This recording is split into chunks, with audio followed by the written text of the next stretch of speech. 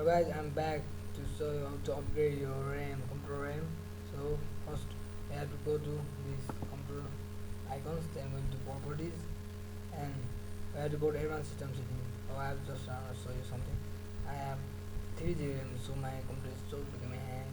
So I'm going to show you how to increase your RAM, upgrade your RAM with the memory of your hard disk. Only you need to go to the. I'll show you.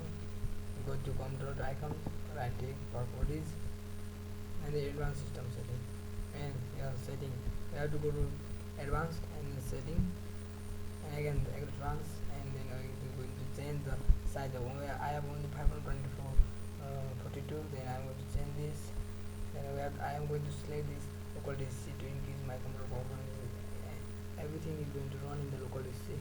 So I'm going to customize the setting. I'm going to increase up to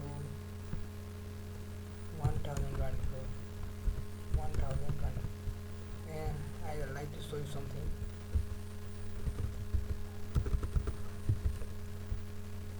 Yes, 1024 MB is not yes 1 GB, so I'm going to double it. So I need 2048. So I need 2000. I'm going to use it 2048 MB. So we have to use the same as or many or more than this.